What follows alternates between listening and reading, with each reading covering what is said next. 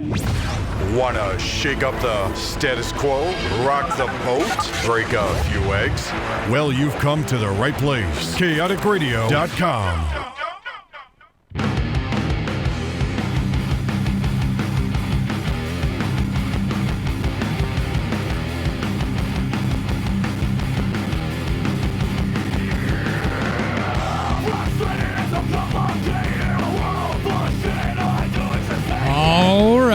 All right, ladies and gentlemen, welcome to Heel Talk Radio. Right now it is Cole Dawson talking, not doing the normal entrance. Usually you're used to hearing Jeff Maverick bring us in, but he is unable to be here tonight. He's got to work the normal 9 to 5. And so with me tonight, I have my good buddy, Ron Kilborn. Ron, how you doing? I'm doing great, Cole. And, I was on the naughty list all year, and I'm proud to say I got my lump of coal a little bit early. Yes, a 2-hour lump of coal. So Christmas time is here, and y'all ready for Christmas? Oh, yes. I got all my shopping done. Black Friday was a little weak this year, and I think it's because it's a massive step up in the online department. Oh, yeah, for so sure. Everyone just stays home and doesn't want to go to war. And I like watching the wars. I like seeing what people go through to get a TV. You want the South Park episode? Absolutely, to be real. It's so funny. Like I go on Facebook, I see all these horror videos, but then I go outside and I go to my Black Friday and there's just nothing. Just a bunch of nice, classy people going, waiting in line patiently to get their stuff. Yeah, it's your turn, sir. I have a few friends that do the Black Friday shopping every year. They get like there's like two other couples. They get together and they get go to Target at 2 in the morning and wait and. Then they make out their list. I mean, they plan ahead. So they make out their list. You get these, I'll get these, I get these. And then so if it's like flat screen TVs, okay, you go get 4 flat screen TVs. I will go over to this department. So then they just go ready break, and the 6 of them go off to their little corners of the store, and they load up on their stuff and throw it together, and they get out of there by 8 o'clock, and they're home. Yeah, you got these crazy soccer moms going all John Madden on a TV screen. All right, now you go down aisle 3, and I'm going to circle around and do a pattern to the cash register and get the TV over here. That's awesome, Yeah. John Madden reference right there. I know, from me of all people. Exactly. Yeah. I was halfway considering doing a game with you tonight, calling football player or baseball player, and I was gonna be like Mike Trout. I got that. Yeah, I know you that got one. that one because Yeah. your dad has a massive man crush on Mike Trout. So Yeah, absolutely. That's all he talks about. Yeah. That's probably the youngest hero he has. I know. Uh-huh. It's a little. That's what the rules of being a creepy fan is, like, you can't wear a jersey of someone that's younger than you. Like that's where the line crosses from being creepy to being like, Yeah. So like I'm wearing a King Griffey Jr. jersey tonight, which is okay because he was in the major leagues when I was 8 years old. So actually, I think 4 or 5 years old. So it's acceptable, but I can't be wearing a 20-year-old's jersey because I'm a 32-year-old man. That's why you don't see me rushing to get any sort of new wrestler or wrestling shirts anymore. Yeah, it's funny. The only wrestling shirts I really have are legend shirts. I have Hulk Hogan, Ultimate Warrior, Hulk Hogan. Oh, he's not listening. Oh well. Our producer back there. Wait, I heard it. Wait, what happened? Hulk Hogan, woo! No, that's Ric Flair. Oh, I got confused. It's okay. Our producer back there is not necessarily a wrestling fan. The only guy he knows is Hulk Hogan. So every time we say his name, he feels like he can finally chime in and be a vocal part of the show. So we wait for it. He knows who Stone Cold is. Oh, probably. And that's what I was going to do with my game. I was like, I'm going to start with people that like everyone kind of knows, like Dan Marino. Like I figured King Griffey Jr. These are people that you would hear of in passing. Oh yeah, and I would nothing else. And they'd be the stupidest reasons why I know them to begin with. I'm like, oh, Dan Marino, the guy from Ace Ventura. Exactly. Yeah, it's exactly why you know who Yeah. he is because of that movie. Mhm. But yeah, which we did that a few months ago. We talked about wrestlers in the movie, so that was that kind of thing. And oh man, there's a lot of fun cameos in movies. It's Christmas time. Has anyone got a Christmas movie out right now that's interesting? There's Office Christmas Party, but Oh yeah. yeah, I haven't seen it. No, I haven't seen it yet either. It's funny. It came out the day my Christmas party at my work was supposed to happen. Nice. And then it didn't. That movie came out and they're like, fuck this. We're not doing Yeah. a Christmas party. We can't top the movie version. Oh, fantastic. Yes. Oh. Hi, Violet. Yeah. I'm gonna do it. just for the laugh. Violet is here in studio with it. Are you ready for Christmas, Violet?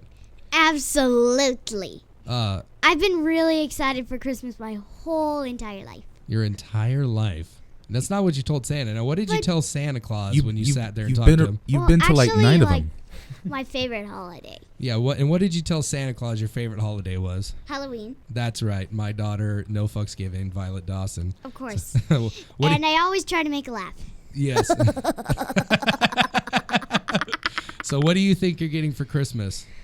Well, I'm into a lot of arts and crafts, so basically art. Art Stuff. supplies. Cool, Yeah. cool. But I also cool. like Shopkins too.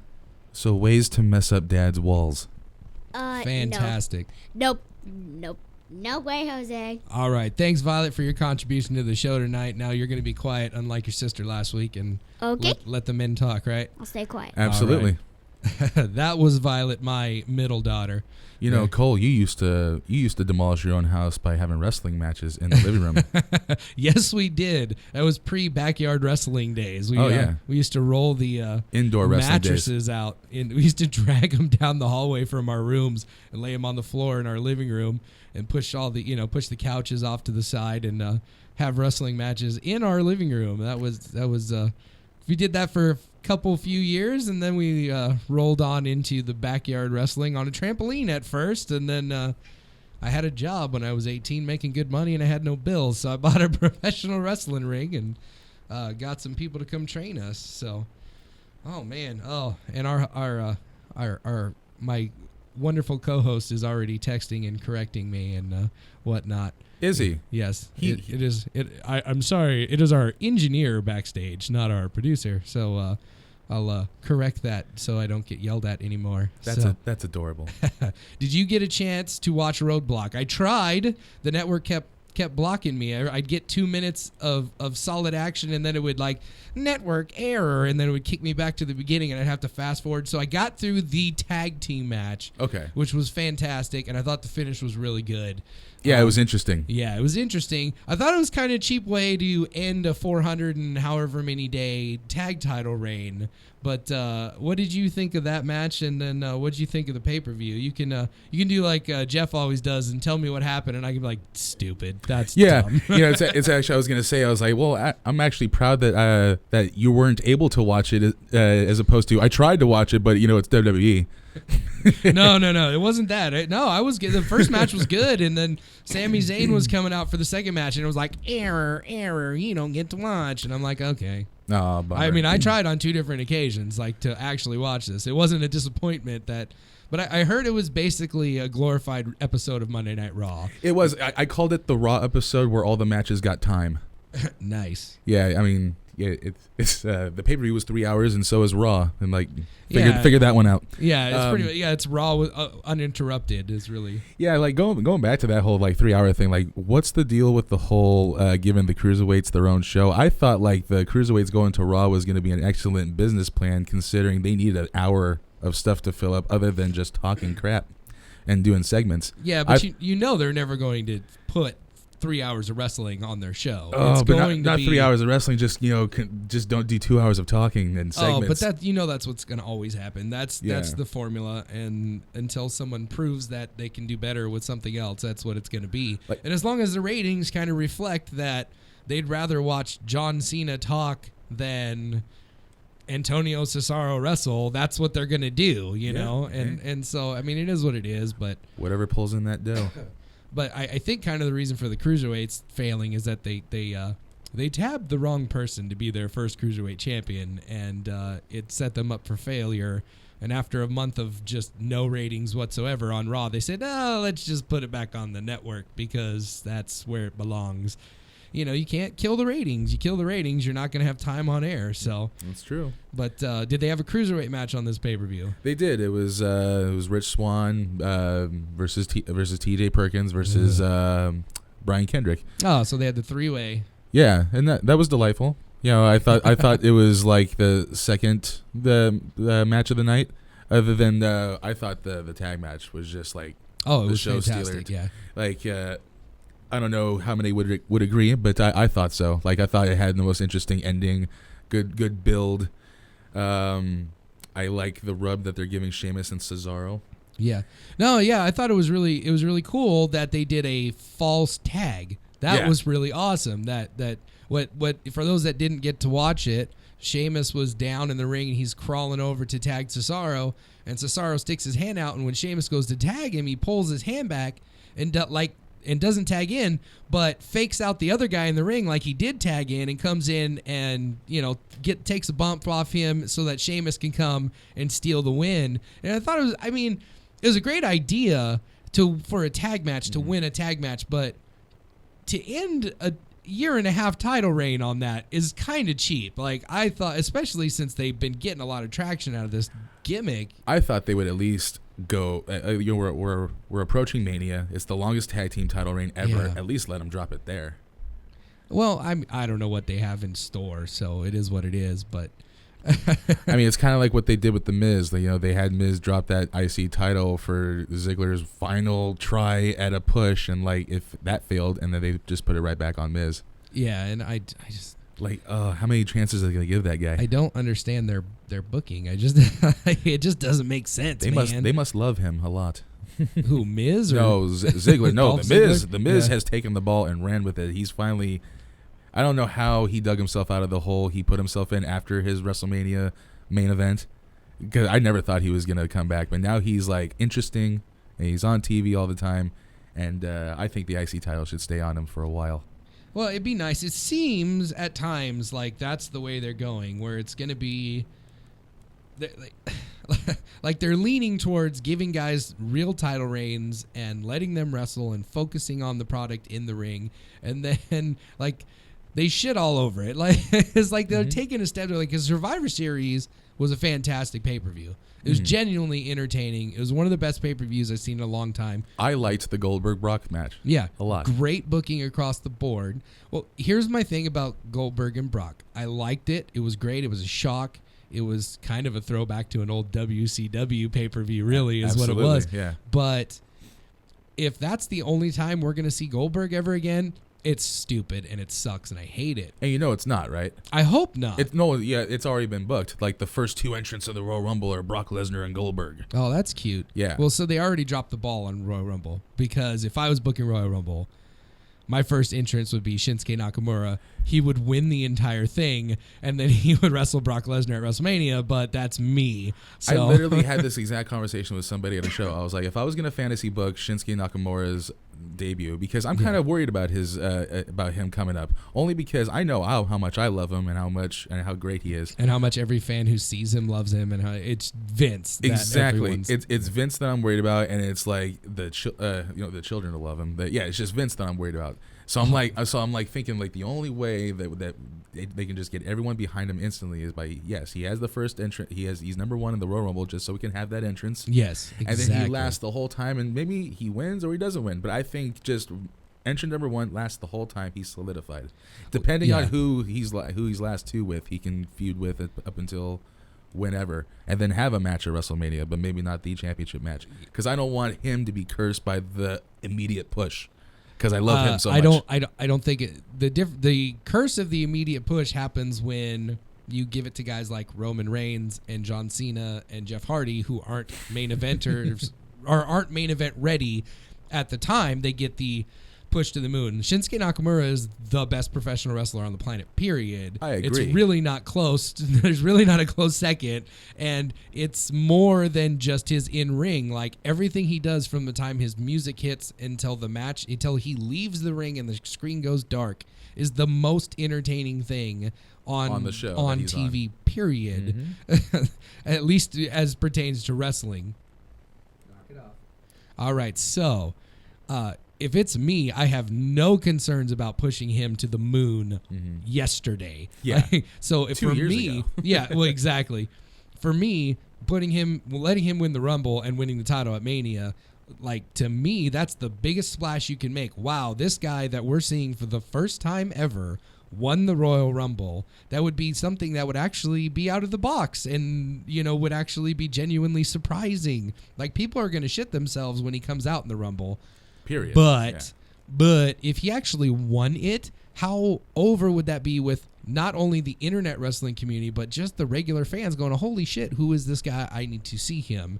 And then when you put him in the ring with Jericho and AJ Styles and whoever you're going to put him in the ring with for the next few months leading up to WrestleMania, you just make him look like a world beater. And then when he wins the title at Mania, it's going to be the biggest thing ever, and it actually makes sense, and it'd be great, but will they do that? Absolutely not. Well, time will tell. Yeah, his WrestleMania match, period, whenever it happens, is going to be outstanding. I'm just hoping he goes against Bobby Roode because it's going to be the battle of the entrances. Well, I think that's what they're kind of doing at NXT right now. Yeah, so they are. good. That just happened. Shinsuke and Bobby Roode will be happening at San Antonio. And also, since we're fantasy booking Royal Rumble, aren't you a little tickled that Royal Rumble's happening in San Antonio, and they just love to give us those surprise Royal Rumble entrances? Yeah, that's not happening. Damn it! I wish. I hope. It would be cool. It would be cool for one night only to have the Heartbreak Kid, Shawn Michaels, in the Royal Rumble and just like literally super kick everybody. Like, let it be one of those lulls in the Rumble. Like you have the first 6 or 7 guys where it's a bunch of big stuff, and then like 6 through 13 is a whole lot of nothing, maybe even like 16, 17, 18, and then all of a sudden Shawn comes out and just super kicks like 18 people in a row and throws out like 6 people and just like goes crazy, and then like Brock Lesnar F5s him and throw like that. Or Goldberg and Shawn face off in the Royal Rumble match. now we're talking. He just gets eaten, though. That would be amazing. That would be amazing. That would be a nice little face-off. But, after coming off of what Goldberg just did to Brock, Shawn just doesn't stand a chance. Oh, exactly. And since you're building Goldberg as a giant killer, really, because, Cena had trouble. Everyone's had trouble with Brock Lesnar. He beat The Undertaker at freaking WrestleMania. Yeah, then this new evolution of how they're booking Brock Lesnar as like the boss level. He's like the WWE boss level. And just for him to just get squashed by Goldberg like that is only going to bring a lot of variety to these two monsters in the Royal Rumble. Because I don't know if they're pushing them to another match at Mania. I don't know why. It's already 2-0. I just think they're going to have their clash at Royal Rumble, and then the both of them are going to have separate deals at Mania. Yes. Well, I think something's going to happen in that to set them up for a real match at WrestleMania. Like, okay, because how often do you buy a boxing pay-per-view or a UFC pay-per-view and the main event is a 12-second knockout, right? like Conor McGregor and when he fought Jose Aldo, who hadn't lost in like 20 years, and he's in the ring and one punch knockout in 14 seconds. Over. So, you could see that Brock they set it up. He was kind of taking Goldberg lightly in the thing, and Goldberg caught him off guard, and he got knocked out. And the way they're having Heyman selling Brock Lesnar right now is like, can you imagine what Brock Lesnar, who's on the hunt's gonna do? Like, exactly. Yeah, exactly. So they'll be able to do it. Yeah. I kind of feel like maybe if they're 1 and 2 in the Rumble, it might be a throwaway. It could end up being just a total throwaway. Or, it could be one of those where they have them 1 and 2, and then they just burn the first 5 guys in the Rumble. They have them come out and get their ass kicked by them, and they're just throwing guys out so they can keep fighting. So, there's a lot they can do with it and make it interesting. I wonder what the whole Rumble scenario is going to be this year, considering they just did the brand split. I'm sure it'll be you get to choose your champion like it was back in the good old days. Since the women have stepped up dramatically, I kind of hope they get a Royal Rumble. Kind of make their title a little more important. I don't think that the talent pool of women that they have in the company is big enough for that. Maybe next year they can have a mini women's Rumble, maybe on Raw, maybe not as part of the Royal Rumble pay-per-view. But that would be a great idea. That's at least a really pre-show good idea. Toy with it. It'd be a good thing to throw out. You could do it. I was actually talking to Shane today. He saw my brother Shane. He watched a little documentary about how the Royal Rumble came to be to begin with. Oh, really? I had not heard of that. Yeah, it was really cool. And basically, what happened was, someone was looking for a new pay-per-view. Like they wanted a new pay-per-view out of WWF at the time, And they went to Vince and they said, hey, if you got a new idea, you got anything, because at that time they just had WrestleMania and Survivor Series. And so WrestleMania was its own thing. And then Survivor Series was a completely unique, different format, which, just while we're on tangents, so the reason Survivor Series happened was because Starrcade was supposed to happen, and it was supposed to have pay-per-view. And Vince didn't want them to have pay-per-view, so he came up with his own idea. So for Survivor Series, said, hey, you're going to put my show on because WrestleMania 3 just broke the box office, and if you guys don't put Survivor Series on and kick Crockett off, then you're not getting WrestleMania next year. And so he basically just cock-blocked NWA hard and said, no, Starrcade, that's not a thing. And what is you doing, Violet? And so back to Royal Rumble, Pat Patterson came up with the idea for Royal Rumble, and he was talking about, he was pitching this idea hard. He's like, Vince, hey Vince, we got, we do these battle royals at all these house shows and all these, and everything, and they're fun, but it's, everyone's in the ring and they just start all at the same time, and maybe we should do this gimmick where we start with 2 guys and then every 2 minutes a new person comes out. And Vince goes, that's the dumbest thing I've ever heard, Pat. This is never going to work. We're not doing that. He said, no, come on, let's just try it out. And so they were kind of doing it on house shows here and there just to get everyone on the card, really, was what it was. It was just a throw-in match so everyone got paid, got work, and got paid. And then NBC, Dick Ebersol came up and said, hey, Vince, we'd like to do a WWF special. Do you have something new, something interesting that we can put on there? And he goes, shit, I don't have any ideas. Like, hey, Pat, tell him about your dumb idea. And Pat Patterson pitches it, and the guy goes, oh, that's great. I like it. Let's do that. And then the first ever Royal Rumble was an NBC special. Hacksaw Jim Duggan won. It was only 20 guys in that Royal Rumble, but then it was a big hit. It got over, and so he said, okay, Pat, we'll make it a pay-per-view. So it just kind of happened by accident. But just another great Pat Patterson idea. What a great accident, because it's seriously my second favorite pay-per-view of the year. Well, yeah, because it's always had the kind of, the winner gets to go to WrestleMania, and so once they made it a big deal even if you're, because we were kids when we were watching it, it meant something right there. You got a title match, and it was hard to get a title match back then, and the title didn't change hands every other week on Monday Night Raw either. So or every other WrestleMania. Yeah, that was back awesome. In the Hogan days. And I lost my train of thought. But what I was going to say about the Royal Rumble is that especially nowadays with the storytelling being so lost, nowadays there's no longevity of stories, no long stories being told. At least when Royal Rumble comes around, at least we're guaranteed a 3-month story. Yeah, exactly, which is nice. Yeah. And every once in a while a good storyline pops up. I think kind of by accident, as much as they didn't want it to happen, Daniel Bryan's storyline was really the last great booking they did in WWE, because they had to make it last. It lasted a year and a half, basically because they just refused to accept that he was the guy, and that's who the fans wanted, and all the fans wanted him, not just the smart marks that click on the internet, but all the fans wanted him. And it finally got so over that they just couldn't deny him anymore, so they finally said, okay, we're going to put this in motion.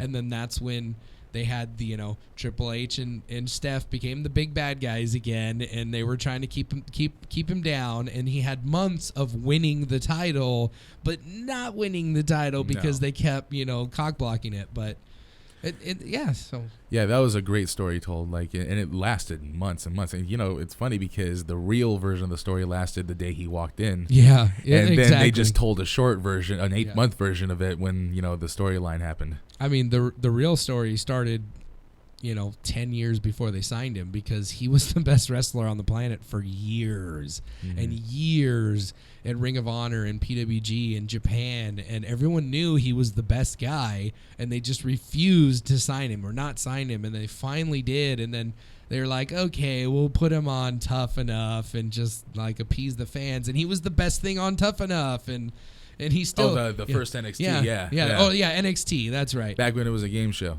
Yes, when it was a game show. Yeah. But he was the best thing on there by far, and he got over. And I think we should all thank Michael Cole, like really, because without Michael Cole being so vehemently against Daniel Bryan, calling him a bush leaguer and all that stuff, and actually giving the fans a reason to support him and get behind him, he never would have got his break. Yeah. I think he probably, if Michael Cole didn't do that so hard, he would have done NXT and he would have disappeared and been back on the indies. But since he got so over with Michael Cole, it was like, we got a storyline. All right, let's do it. Yeah, and plus they gave him Miz as his coach, so that's already like, oh, we care about this guy immediately. He's got to deal with the Miz and Michael Cole hates him. Yeah, they kind of stacked the deck against him, so I was glad it worked out. And man, I just wish he was healthy, because we're, Healthy by their standards. well, healthy by any standard. I mean, he's got some brain damage. I mean, Yeah. that's whether it's WWE just being extra cautious, or he legitimately went to a second doctor and he said the same thing and he went okay and accepted it. Yeah. It's his brain. He's gonna have kids and everything, and I don't blame him one bit for. And plus, you never know. You never know what can happen medically. He still looks like he's keeping up with his shape. We all thought Shawn Michaels was never coming back after '98. Look what happened in 2002, and nobody thought that was happening. And when it happened, it happened, and it was shocking. Amazing, and too. then look at that career he had afterwards. So you just never know. Like, I'm sad he's gone, but I'm just gonna say you never know. Yeah. You never know. And like the what they're doing with Miz and him right now, where Miz is just basically doing all of his moves, it's just making me think like, oh my God, are they toying with us? Yeah. Because now I'm just thinking like, 2 years from now, this could happen. Or at WrestleMania. At this one, like they're keeping that under wraps. I mean, you never know, because in a day where kayfabe is pretty much underground. Oh yeah. You don't know what great lengths they're gonna do. They're gonna go to keep something secret. Like what I don't know if you watched the Seth Rollins special when he was injured and like his little comeback, but they were talking about how great lengths they went to keep his return a secret. Yeah. And he might as well be the president. How they were hiding him. Well, that's another thing Shane was talking about in this Royal Rumble documentary. They were talking about when like Bubba Ray, they interviewed him talking about his return. And it still got out on the internet that he was at least there and there was a possibility he was going to be on. But he talked about it. He said, they flew me in so that I landed after the show started. They sent a blackout limo to the airport to pick me up. They pulled up between buses so nobody could see. I jumped straight into the bus with blackout windows, and I had to wait in that bus until 5 minutes before my entrance. And then they threw one of the Undertaker robes on me so that I had to like cover my head and everything. And it's like, even at the airport, he said they told me I needed to wear a hoodie and sunglasses and all that stuff. So like, they're trying everything they can to keep this out of the internet. Yeah. Because Yeah, they're doing everything they can to keep secrecy. Yeah, and it's just almost impossible It in this is. day and age to even do it. But it's great. They did it with Sting. When Sting showed up on Raw for the first time, it was like total. What? Yeah. Because Sting will accept that. It's one of those. I'm sure somebody texted their friend or whoever, and then their friends told the wrong people, and it's one of those you can't tell anybody. You can't No. even tell your family, really, No. if you're going to be on, and expect it to be a secret. If you're a big deal, like if you're an indie guy who's going there, it's fine. You tell people. But Yeah, tell people they have last match send-offs now. yeah, fantastic. So, we got together, Ron and I, and we decided trying to figure out what we were going to talk about this week. I think we've reached the limit of our BSing for the night, and You might have too. yeah, Ron and I both spent many a year in the wrestling business, around wrestling here and there. Ron is still actively wrestling, and I'm not going to say I'm not actively wrestling. It's just I don't get phone calls at this point in my life, so I guess I don't have anywhere to be. But both of us at one point in our career were over 400 pounds.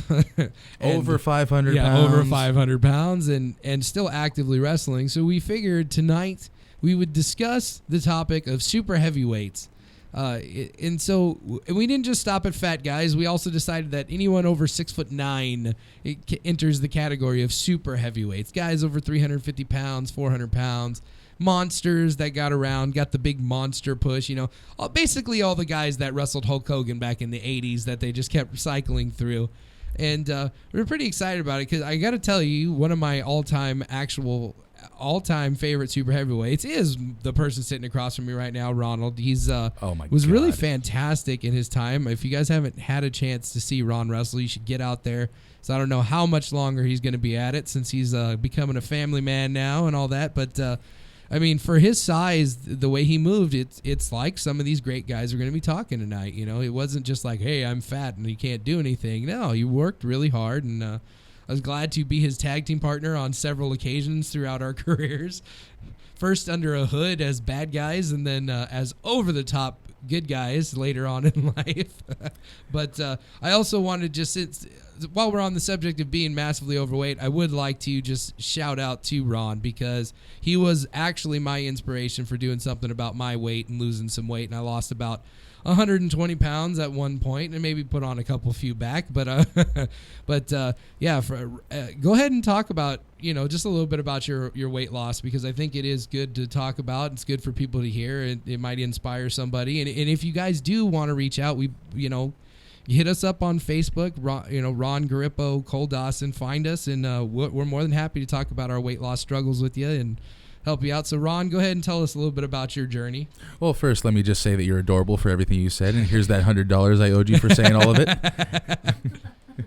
Hey, don't you laugh. But as I told Jeff when I first came onto this show, the weight loss was like a big game changer in my life. Like, it made me want to go back to wrestling just to see what the smaller version of Ron can do. Yeah. As I was, like you said, just a super heavyweight.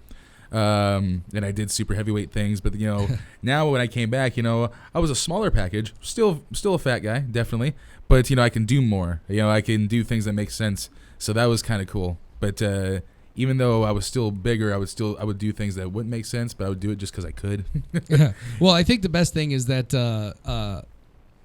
my sister has told you that sense doesn't matter anymore in professional wrestling. It really doesn't. And you can do whatever you want now. And I'm sorry, but if a 7 foot, 500 pound guy can moonsault, he should do it every match. Oh, for sure, for sure. And so basic. But you lost over 300 pounds, right? So basically, you lost an entire morbidly obese man. Yeah, I lost. What we're saying. Yeah, I lost a Bubba Ray. Yeah. Like legit. If I was giving Bubba Ray Dudley a piggyback ride one day, he was just like, I'm going to get off. That's basically what happened within 2 years. That's basically what happened. But yeah, like you said, us being in the super heavyweight division for so long kind of like inspired us to have this discussion today. Yeah. And I took some notes. I thought of. I thought of all the big guys that I looked up to or were fans of. And what did we decide to do today? We wanted to do a top 10. Oh, yeah. We are going to be giving you throughout the after the break, we'll get into our top 10 super heavyweights of all time. But the first thing that's going to happen, obviously, whenever you have a super heavyweight discussion, is everyone's going to go, oh, you mean all the super awful fat guys that can't move? So let's start there. Hush now.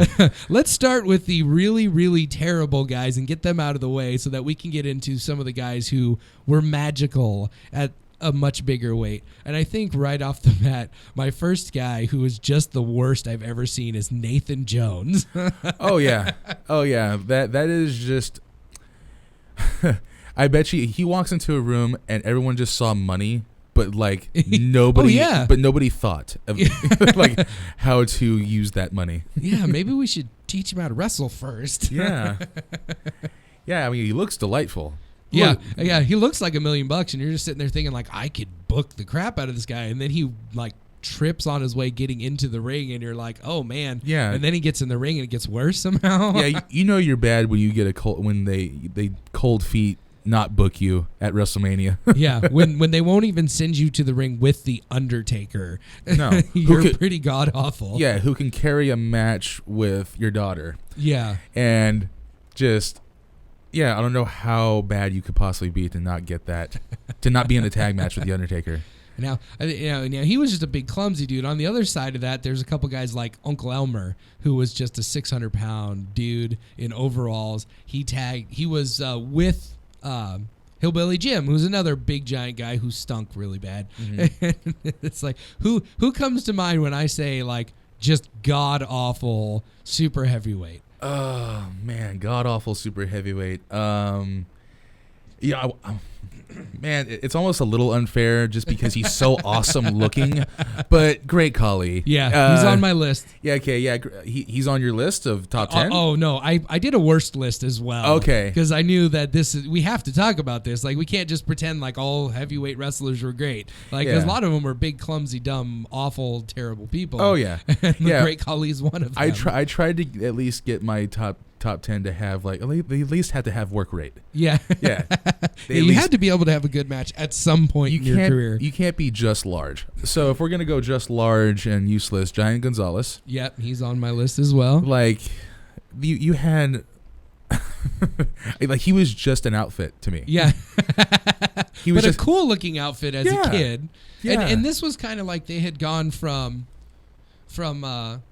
Undertaker to, you know, for Hulk Hogan to Undertaker. They did the same thing with Undertaker that they were, you know, doing, and they just found the biggest guy they could. But Undertaker is legit 6'11", and so they had to find guys bigger than him. And how the hell do you find guys bigger than 7-foot giants? That is a mystery. Let's see who else would be that list of the worst. Jeff says Haystacks Calhoun, another just god awful. Yeah, yeah. When I was at my heaviest, that was my comparison by a lot of people. Yeah. Oh, you look like Haystacks. Oh yeah. That's not a comparison you want. No. Yeah. and like once I got smartened up to that guy, I was like, hopefully you're just saying appearance. The last guy I had on my god awful list. And a lot of this, I know at one point he had a little bit better gimmick and he was okay like in his WCW run, but Bastion Booger has to be the most god awful. Maybe Mantar, like those are like the worst things WWE ever did.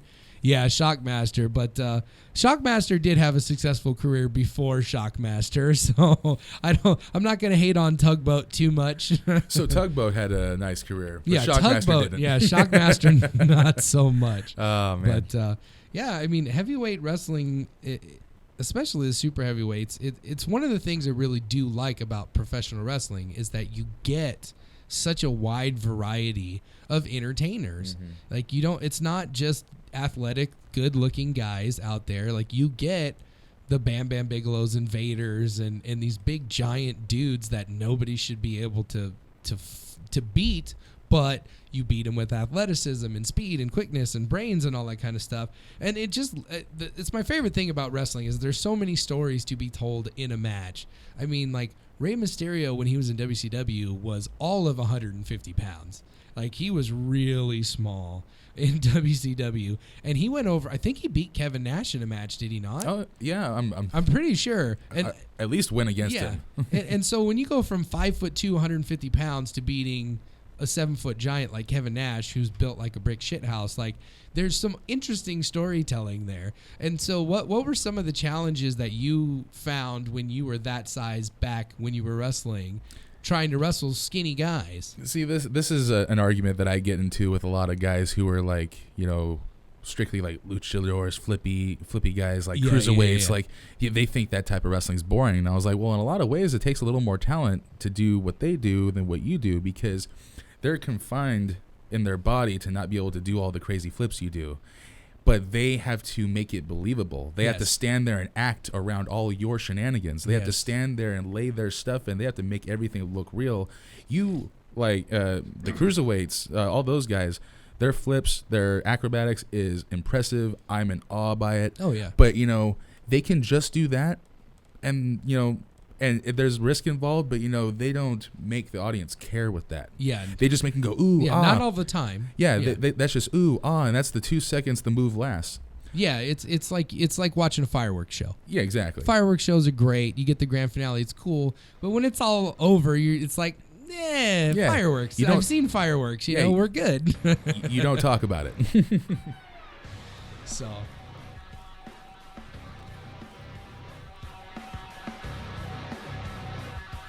Oh, we need to go to a break. Our engineer's back here trying to kill me. So we're going to get into our top 10 list once we get after the break. Ladies and gentlemen, this is Heel Talk Radio on chaoticradio.com.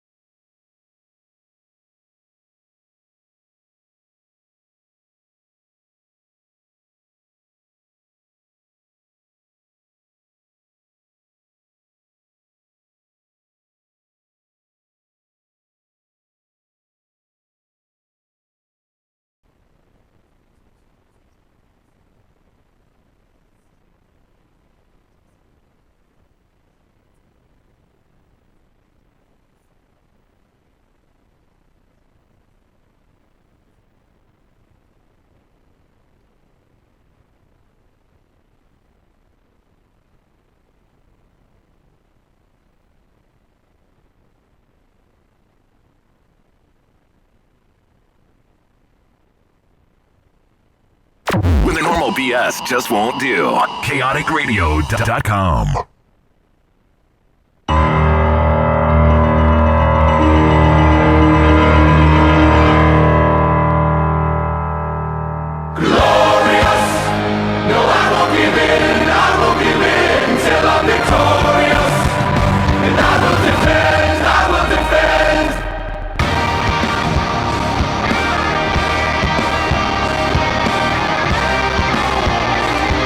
And there we go. This music is fantastic. It got definitely one of the highlights from NXT when we were there. Oh, absolutely. I mean, man, fantastic. I mean, to see that. I mean, I see it all the time. It's not it's not necessarily normal for people to be in a giant crowd of 1,000 people or so, all singing at the same time, which is fantastic. I mean, I do it all the time. When one of the stories I like to tell people, it's I sing in barbershop quartets and choruses, and one of the best things of the year for me is going to the International Barbershop Contest, where we have about 7,000 or 8,000 people in an arena. We usually do an arena that holds 12 to 15,000 people, and there are points throughout the week when they have the whole audience stand up and sing together. And one of the highlights every year is on Saturday night is the Barbershop Quartet Finals. So it's just the top 10 quartets that qualified throughout the week. And so literally everybody that's there is in the audience, in the building watching. And one of the things they do, because there's like 8 to 10 shows. I think there's 10 shows throughout the week. There's a college, or well, it's not college anymore. There's a youth barbershop quartet contest. There's the top 50, top 20, and top 10 quartets, and they whittle them down throughout the week. And then there's the chorus contest, and it's 2 parts on Friday. Well, on Saturday, everyone's actually in the building because they're not backstage warming up or rehearsing or everything. Everything's done except for the finals. And what they do throughout the week is at the beginning of the shows, they have different national anthems sung. And so, like, you have the British national anthem, one of their choruses will come up and sing, or their quartets, or small groups from these countries that are all represented in the international contest. Well, on Saturday night, they save the Canadian and the American national anthem for Saturday night. They don't have a special guest performance. The performing group is the audience. And so 8,000 people stand up and sing the Canadian national anthem and the American national anthem in 4-part harmony. And it's in just talking about it right now, like, I get goosebumps. But like being a part of that every year is one of the highlights of it for me. So I kind of got a little giddy whenever I'm in a group of people standing up and singing. It's not barbershop, so it makes for a happy day. Like literally, when I see 4 guys standing around in a circle, I'm like always hoping they're just gonna break into spontaneous song, and it never happens outside of barbershop. But yeah, it's that part in a movie where, like, you know, all guys, a bunch of guys are getting drunk and they're all just like, you know, holding arms and just singing a song together. yes, and that's what we do, and that's basically what barbershop is in a nutshell. We all go and do our show or our contest or whatever it is, and then everyone goes and gets shit-faced, and we just sing until literally the cops come or they kick us out of the hotel or wherever we're at. But I mean, we warn the hotel in advance, and we sign a contract with them so that we let them know this is going to be happening. Yeah. But still, when we were in Nashville this last year, they did call the cops at the hotel. Like the room, people in the rooms finally got tired of us at 4 a.m. screaming songs at the top of our lungs, and they called the cops, and they came down to the hotel, and they're like, "Come on, guys, you got to get out of the lobby." Hey, you better hide your kids and hide your wife when the barbershop quartet comes to town. Oh yes. So let's get into our top 10 list a little bit. Top 10. Now, so how do you want to do this? Do you want to, like, you know, you do your number 10, I do my number 10, or do you want to do 10 through 1 you, 10 through 1 me? What we usually do is we take turns, and we each give our 10, and we have a little discussion in between, and we get towards the end. Oh, so a nice juicy cluster. Yeah, I love it. Exactly. So we'll do it together. And since I'm in the host chair this week, it's usually Jeff. He usually lets me go first, but I'm in the host chair, so I get to save me the best for last. And Ronald, your number 10 super heavyweight wrestler of all time. All right. I'm going to come right out of the gate with a bit of a classic. Actually, a very, very big classic. Shinsuke Nakamura. No, that's not true, Violet. Not even close. No, really, really big guys, Violet. Yeah, really, giant really guys. Big guys. Bigger than me and Ron, not Shinsuke Nakamura. Yeah, so right out of the gate, number 10, Gorilla Monsoon. Gorilla Monsoon. I'm glad you brought him up. He's on my alternate list here. He's on your alternate list. Yeah. Okay. Oh, I have 42 people on my top 10 list. This is the way this goes. Like, I write everyone down because I want to make sure we mention the honorable mention guys. Like, I'm sure that we're going to have different guys, and I'm glad you started out with Gorilla because he was close to my list. He was right there. He's right down on my next line of guys. And it's fantastic, but like a lot of people haven't seen him wrestle so much. Like you have to dig to find some Absolutely, Gorilla Monsoon. yeah. But outside of wrestling, for what he did in the broadcast booth, you got to give him his props. And that played a huge role into why he's on this list to begin with. Yes, he was a big guy wrestler. Yes, it was before my time and most of the listeners' time. Yes, but you know that doesn't mean that what he did that. Back then, he wrestled Muhammad Ali back in the 60s. He did. When Muhammad Ali was like gigantic. Yes. So like that's a big deal. Just because we weren't around to see it doesn't mean it didn't happen. Doesn't mean he shouldn't be on this list. And plus, absolutely. he was like one of the original giant villains Even though we he know him was. today as the cuddly Barney behind the microphone, yeah. that just wanted Bobby Heenan to stop, and Oh, would you stop it? yeah, and I loved Gorilla Monsoon mostly because of his commentary, but I have to give him props for what he contributed to the business as the big giant guy back in the day. So yeah, he's my number 10. Now, am I continuing or you? No. We're gonna go 10, 10, 10. We're gonna Let's go do back it. and forth. 10, There's a little game of 10, tennis right here. 10. 10. 10. 10. Oh, good job, Violet. Thanks for contributing. You're an all-star. So my number 10, I didn't go with classic, but I went with a little bit lesser known guy.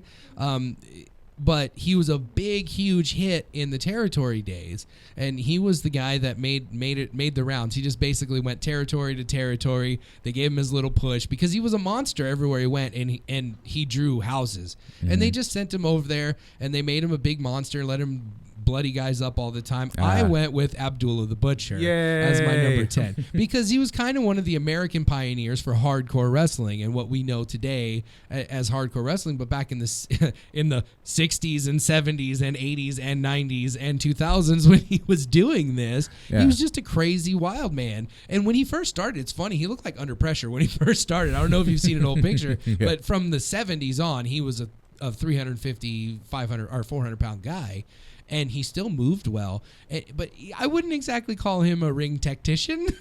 No, I wouldn't call him a ring technician either. But especially for his time and for his style, you gotta put yourself in the shoes of a fan back then because there's no peeking behind the curtain back then. So what you saw, you thought that was that person. Yeah. That is a monster. That is scary. I do not want any part of that guy. Yeah, and he's pulling weapons out of his fat folds and elbow pads and he's knee pads. forking people in the face. I think that was his finisher. He just stabbed people in the face with a fork. Well, he would do the stab, but he did the old dusty elbow. That was his big finisher. Oh, okay. The old dusty elbow. And so, yeah. I mean, I love Abdullah the Butcher. I have best of Abdullah the Butcher stuff, and he may be the only wrestler in my best of world that maybe I've never seen do a wrestling move ever. No. But I love watching him. He's entertaining as hell.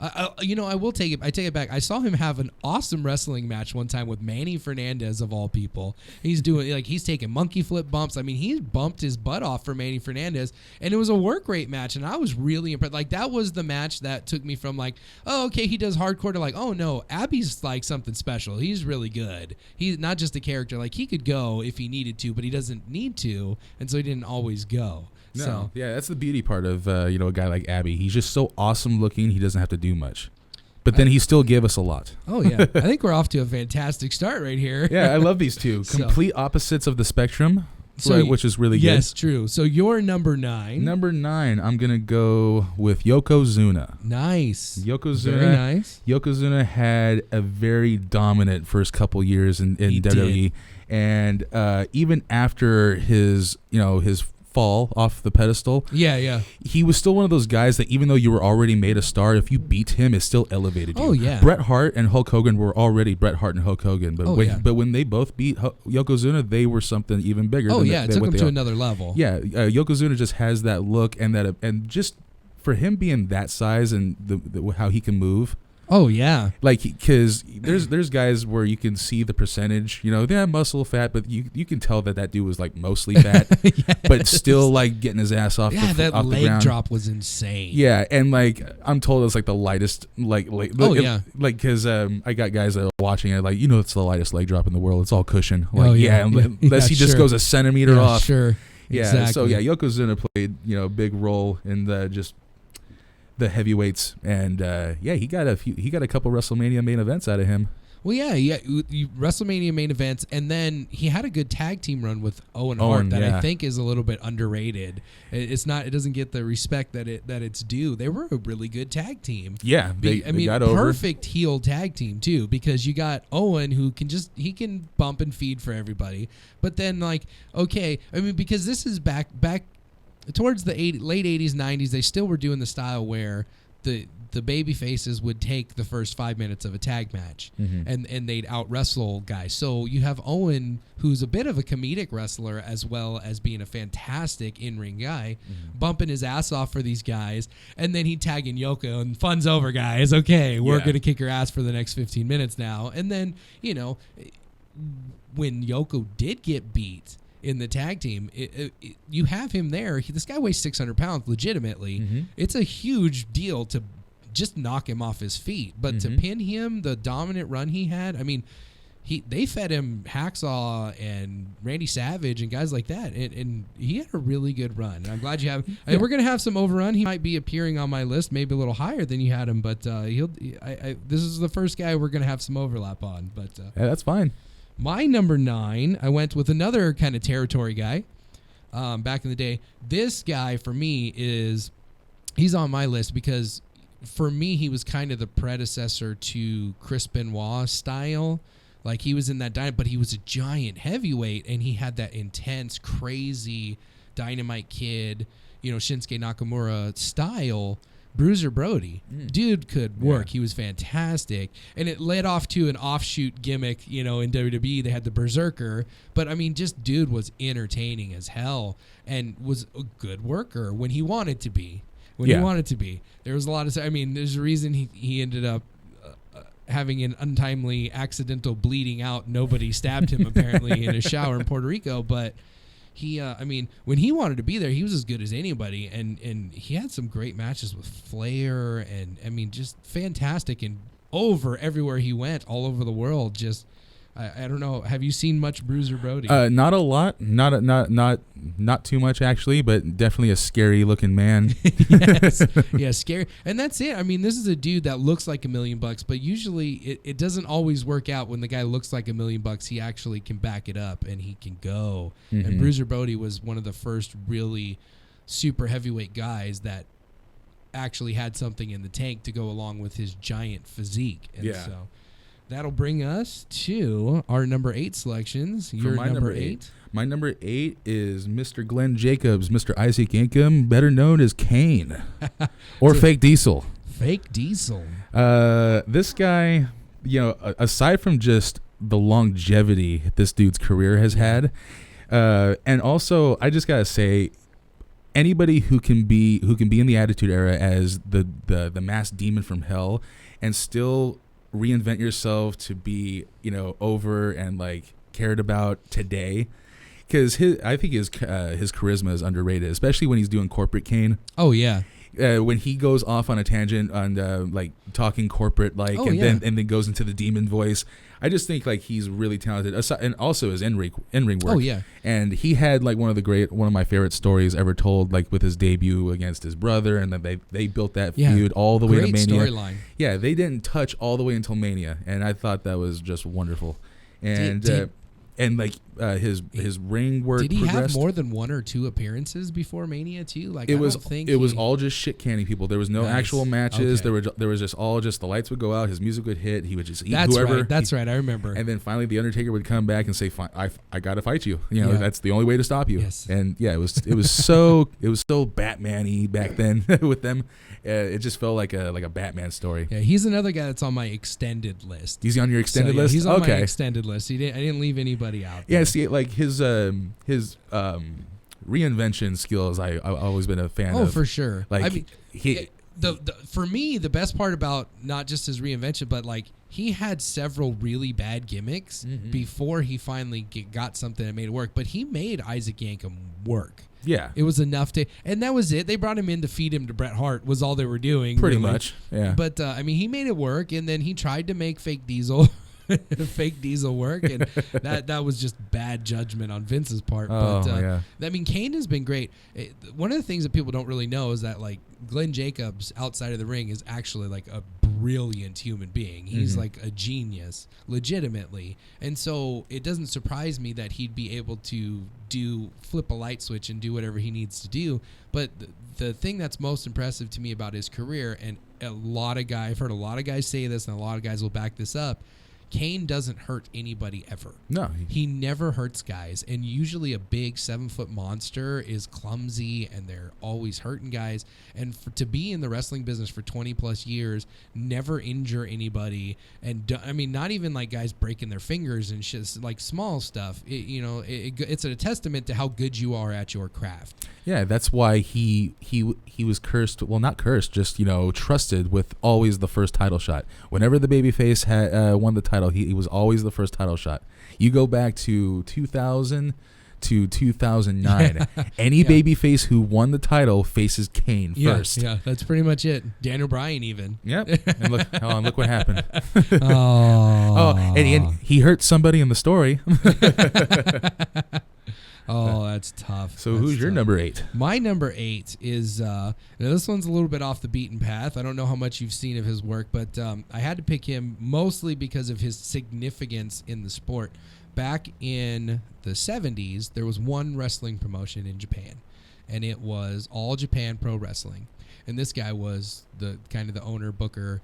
He was the guy in charge, and then Antonio Inoki broke off from All Japan and started New Japan Pro Wrestling. And Giant Baba is absolutely a fantastic worker. If you want to watch a big guy, you want to see what a big guy should be, it's him. The intensity he works with and work rate and just, the strikes, everything's good and crisp.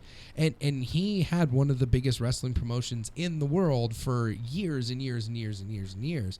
And you should definitely check out more Giant Baba if you haven't had a chance to see him. But, this dude was a legit giant, especially in Japan.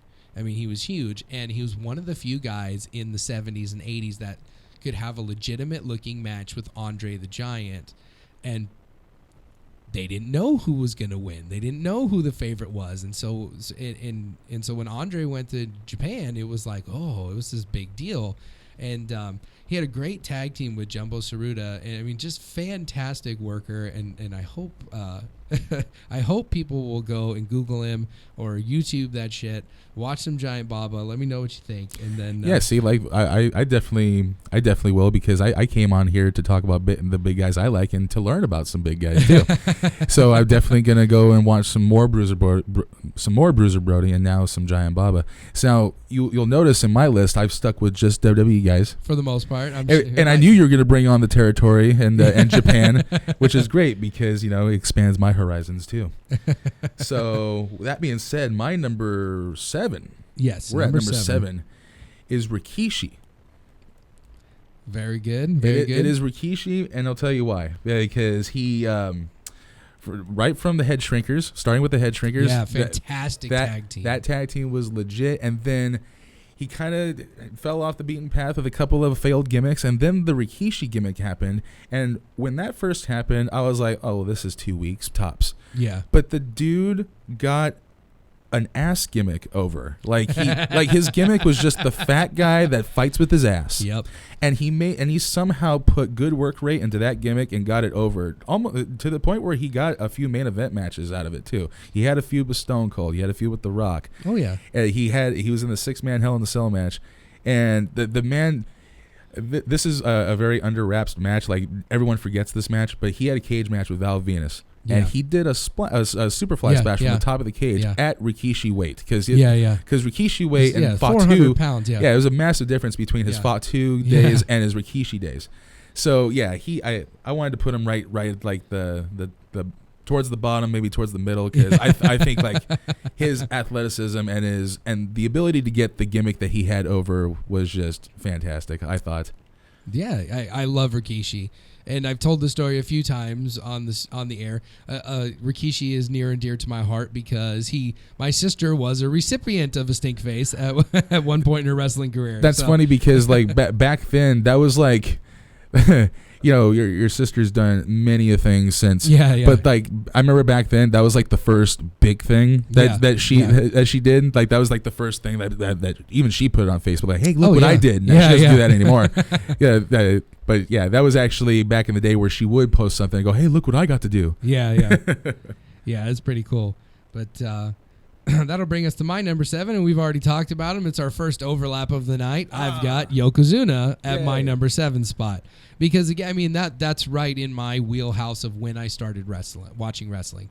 Is right when Brett got the title, was right when I started wrestling, which is probably a big part of why he's my favorite wrestler to this day.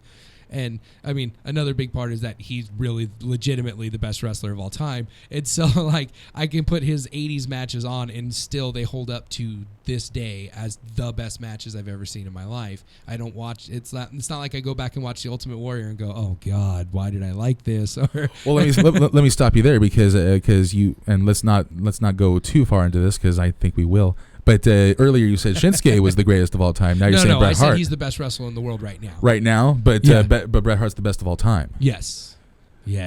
In my What's the humble difference? opinion. Bret Hart is not currently wrestling in this world right now. So, But all time means Yeah. all time. Oh yeah, of all the times is Bret Hart for me. Okay. Yeah, he's the best of all time, and Shinsuke's not quite on that level yet. Shinsuke has cracked my top 5 now at this point already. Just watching him for 3 years, he's already in my top 5 of the evers. And, Of the evers, I yes, like that. of the evers, and he's got a ways to go to get to Bret Hart status for me. I mean, because when I look back at my life, it like my 6 or 7. It's not only that they're my favorite matches of all time, it was also the best matches that these really great wrestlers ever had in their career. Like he had Roddy Piper's best match ever. He had British Bulldog's best match ever. He had Mr. Perfect's Kurt Hennig, who's a great worker. He had his best match ever. He had the Bam Bam Bigelow's best match ever. Like these guys are all great workers, and that's who they had their best match ever with was Brett. And I don't. It's not a coincidence. Even in my opinion, and I'm sure I'll be fought on this by others, but I think you might agree with me. Even Shawn Michaels had his best match ever with Bret Hart. Oh yeah, for sure. Yeah, I mean, you could make an argument for the Chris Jericho WrestleMania match, but I mean, Or the Undertaker match. or the Undertaker match. But I mean, or the Kurt Angle match. Yeah. Or the I don't have the Kurt Angle matches up there. I'm just speaking to Shawn Michaels. Oh yeah. Oh, that Kurt Angle match, you got to rewatch that. It's good, but it's most intense 5-minute ending I've ever seen. Yeah. But when you watch that Iron Man match, it is balls to the wall, going hard. They didn't rest hold for the first 20 minutes. They went balls to the wall, hard as you can go for 60 minutes. And they actually wrestled. Like I don't mean to. I at this point in life, I'm trying not to sound like I'm ragging on Ric Flair because he's one of the all-time greats, and his matches with Ricky Steamboat were great. But a 60-minute Ric Flair match is 200 chops and a couple of backdrops and eye rakes and low blows. It's not a wrestling clinic for 60 minutes. Brett and Shawn that night put on a wrestling clinic for 60 minutes. And there may be some better 60-minute matches. Like if you want to watch Misawa and Kenta Kobashi in Japan, I think they have a 90-minute match, and it's just absolute insane intensity, and it's great. But this 60 minutes with Shawn and Brett was just balls to the wall from the beginning, hard, going. I mean, Shawn kicked the shit out of a cameraman. Oh yeah, he kicked the shit out of Brett. Yeah. Like it was funny because I look at that match and it's your standard wrestling match, except all the key elements and all the parts that make that formulate a match are just extended to fit a 60-minute time limit. Yeah, exactly. So your hold to hold spot is 20 minutes long. Yeah. Your high spot Yeah. is 30 minutes long. Oh yeah, exactly. Yeah, just so insane. So that brings us where we at number. Let's go back to 6? the big guys now. But even then, I would probably say Yokozuna's best match ever was with Bret Hart. At WrestleMania 10. Oh yeah, Fantastic. yeah. I mean, just great work. The finish made sense. It didn't make him look like shit. It just made him look stupid. Yeah, It just made him look stupid and fat. That's all pretty it did. So, all right, number 6, near and dear to my heart, because when I started in the business, everybody who was willing to give me advice told me to watch this person. Starting with you, to Jesse Hernandez, to Bill Anderson, to everybody who gave a damn what I was going to do told me to watch this person, and by golly, were they right. Bam Bam Bigelow. Yes. Bam Bam Bigelow, just like the House of Fire, the Beast from the East. That guy was so I hated him when I was a child. So when I come into the business and just like, you know, I know nothing and everyone's telling me to watch Bam Bam, all I'm doing is just going back to my childhood. I'm like, I hate that guy. Hate him so much. Like he hated Doink. Who the hell hates Doink? So you know, when I got smartened up and knew what it took to put together a match, when I was watching Bam Bam, I was just like, good Lord, this guy's doing drop kicks, he's doing moonsaults. I mean, cartwools for moonsaults, but come on now. It's more than what I can do, even at my current size. Yeah. So yeah, Bam Bam. Other than all that, like, you know, his agility, his character, his WrestleMania main event with Lawrence Taylor gets shit on, but I loved it. I don't know why. I can't imagine why anyone, like, okay, yes, it's not a great match, but you got to look at the circumstances of which the match is. It's a guy who's not a professional wrestler, and you got to have a main event at WrestleMania with that guy. And as far as I'm concerned, they did it. Yeah, it's either that or Floyd Mayweather Big Show as the greatest like guest spot professional wrestling match from a non-wrestler I've ever seen. So we're not even going to talk about Jay Leno tagging with Hulk Hogan or Diamond Dallas Page. We're not going to talk about Dennis Rodman or Karl Malone. No. Yeah. Hey, more professional athletes that you know which sport they played and everything. Tied to professional wrestling. Thank you. Hey, I know who Pete Rose is, and it's not because of baseball. but he actually is in the WWE Hall of Fame. Absolutely. So, that's one of my favorite discussions. I'll just give you a little kind of synopsis of the Pete Rose saga. I know the whole story. Okay, he didn't get in the Hall of Fame, so they let him be in the Hall of Fame for WWE. Yeah, but he is the all-time hits leader in the history of Major League Baseball. Yeah. In his career, he got more hits than any other player ever, and it's like 4,260 something. Mm-hmm. It's in. I know. I can look it up. You know, I could Google that shit. But anyway, he's the all-time hits leader, and he played for like 25 years, and it's like surefire, no doubt, no-brainer Hall of Famer. Well, when he was managing, he had a gambling problem, right? And so he was betting on baseball games. And he was also betting. He would bet on his team, but never against his team. But the Nates, you don't bet on your team. You're kind of betting against your team anyway. But anyway, that's like in the world of sports, that's the biggest thing is you cannot gamble on your sport because then you're messing with the integrity of the game. And baseball is like the big time integrity sport. You gotta be true to the sport. You can't cheat. That's why even though every sport has a steroid scandal, baseball was in the Supreme Court talking about sports because this is our national pastime and they cheated at baseball and hit more home runs. But anyway, so when he got busted for cheating and betting and gambling and all that, when he got busted, he signed basically a waiver saying, I will accept a lifetime ban from baseball, period. So for my entire lifetime, I won't be in a baseball stadium. I won't manage. And that included the Hall of Fame. That's part of baseball. And he signed this agreement so that he never had to admit that he bet on baseball or any of this stuff. And so it went away. And for the last 30, 40 years, it's just been like, oh, no, he didn't, he doesn't have to admit to it. He's just banned from baseball. He, whatever. And so then finally, a few years ago, he got a hair up his ass like, okay, I want to get in the Hall of Fame before I die. And, and then plus if I get in the Hall of Fame, maybe I can make some money because I have seen Pete Rose live and in person in Las Vegas at memorabilia stores signing autographs and selling, Oh, yeah. because that's what he's relegated to because he's got a gambling problem. Mm-hmm. So that's basically what that is. He's not in the Hall of Fame as the all-time hits leader in the sport that stats are the most important thing for the last 200 years because of baseball cards. And so he's not in the Hall of Fame. So, yeah, Vince McMahon said, fuck, just to give him the rub, fuck you guys, I'll put him in my Hall of Fame because he got tombstoned by Kane a few times. Yeah, like 4 years in a row. Another reason that we should give Kane some props because he's making Hall of Famers just by simply showing up. So, absolutely. So where are we at now that I keep going? 6. My number 6. Here we go with our second overlap of the night. My number 6 is Rikishi. He's right there. So I think we're pretty close on, Rikishi and Yoko where they belong in the world in the history of big guys. And the same thing. Rikishi, I mean, for a 400-pound dude to have the work rate that he did is just insane. I mean, he has but the two cool the whole Too Cool gimmick, getting over a breakdancing 400-pound dude, like, how awesome is that? Just to embrace that.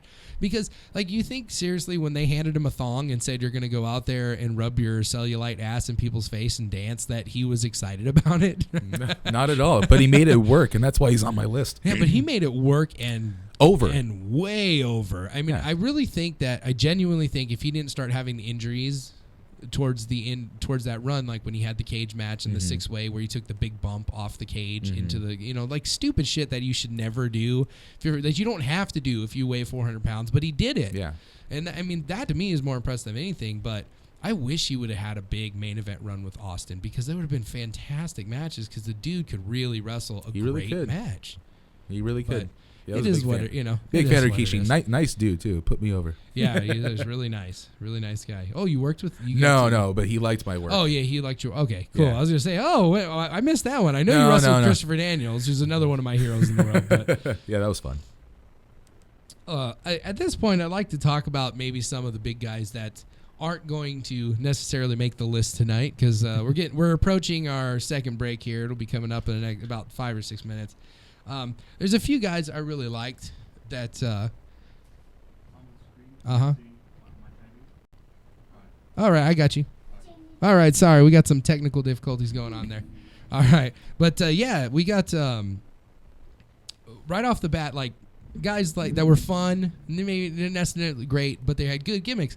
The Giant Kamala is like one of the first guys I come to on my list. He had a good run with the Undertaker, and he's another one of those guys that came up and.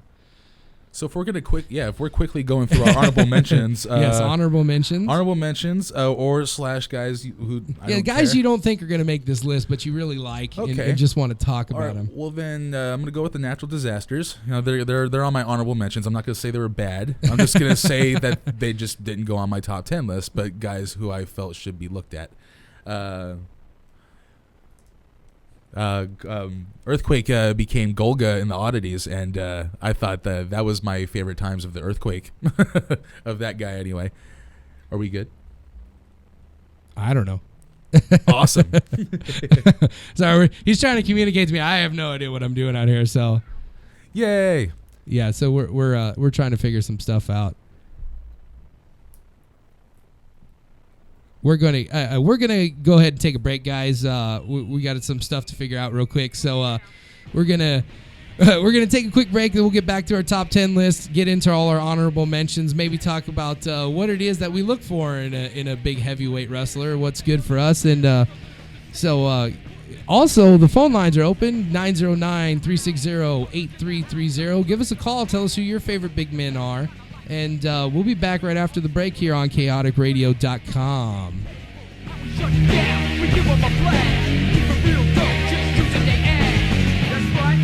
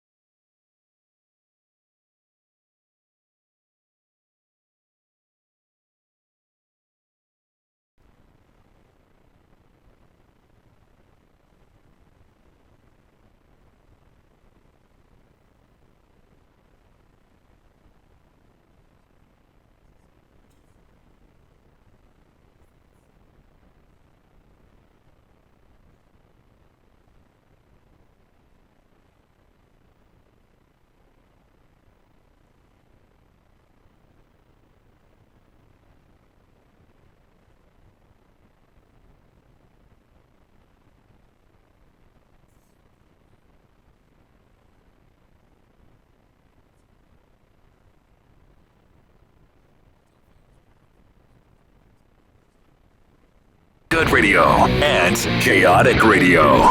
In that order. Yeah, we coming now. Come on. Come on. Yeah. That's right. We put it down. It's like a family in here, just a little disabled. Putting it down, we lay them out on the table. Who's in the house? And we're back. All right, we got everything worked out on our end. We shouldn't have any more interruptions or awkward silence on the show tonight. But I'm sorry, I got to apologize. It's my first time kind of working in the host chair tonight, and so I'm kind of learning on the job, ladies and gentlemen. So that's what's happening here with some of our awkward silence. And every time I'm quiet, Ron looks quiet too instead of keep talking. You're doing a great job. You're doing a great job. Thank you. Yes. So we've reached the I wanted to like get our honorable mentions in there, but then I realized because you kind of stepped on one of mine right there, is that if we talk about all our honorable mentions, we might step on each other's list here. And so so we should save the honorable mentions for after the fact. We'll discuss the rest of the guys after we get to our top 10. But that brings me to my number 5. I'll go ahead and go first with number 5 because you just mentioned him. Earthquake is my number 5 because I think Earthquake is a really massively underrated worker in the ring. His single stuff before the natural disasters. I think the natural disasters is what he kind of gets remembered with. And him and Typhoon were a fantastic tag team, and it was great to have. It was kind of funny to have two big giant baby faces to wrestle Ted DiBiase and IRS. It was kind of different. It really didn't happen. And before that, Tugboat, before he was Typhoon, he was Tugboat, and he was the big, lovable, cuddly baby face. And so it was kind of fun to see them revitalize that role. And I don't think the plan was for them to be babies, but then they had Ted DiBiase and IRS as a really hot tag team at the time. So they needed somebody that they knew could give them their comeuppance. So Earthquake is one of the guys I also told you to watch back in the day because he was a legitimate sumo wrestler. Mm-hmm. He really did that. Like, when he had the sumo gimmick match, whenever he did on TV, that was something he actually did. And so he was really coordinated for a big guy, and you have to be to do his finisher, the running, whoopee cushion in the ring. Absolutely, and that looks scary as shit to take. Oh yeah, and mad respect to the guy. He just didn't make my list. I loved his work in the oddities. That was fun too. I loved the oddities. I like looking back at the oddities. I was like, even Kurgan almost should be on the honorable mentions, and the Giant Silva. Yeah. I think Giant Silva and Kurgan belong on the worst list because they were god awful. But it was funny to see Kurgan doing the oddities gimmick after they brought him in as just another stereotypical monster bad guy, and then they had him like dancing in the ring and doing stuff, and it was fun and it was interesting. It got him over. Like, people were like, oh well, these guys have personality.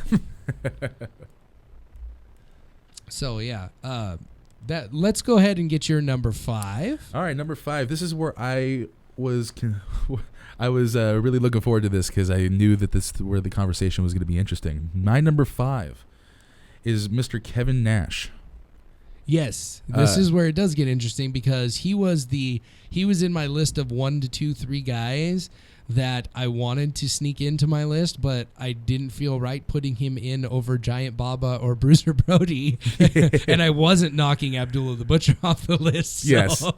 Yes. Well, that just kind of speaks to your theme to your list. You expanded outside like territory and stuff like that. But as far as my my strict WWE list or WCW for that matter, Kevin Nash is up there. Not only what his contributions as Diesel and Kevin Nash, but he was one of the founding fathers of the NWO, which was the reason for like the biggest time in wrestling. Yes. The Monday Night Wars. Remember the Click? He's got so many bullet points on his resume that just puts him on this list. He's a member of the Click. He's a member of the NWO. He's a Hall of Famer, 7-foot guy that can go. Like he until like his knees gave out like later in his career. But even now, like he's still in shape and he does indie shows here and there. and it doesn't look bad. It doesn't look desperate.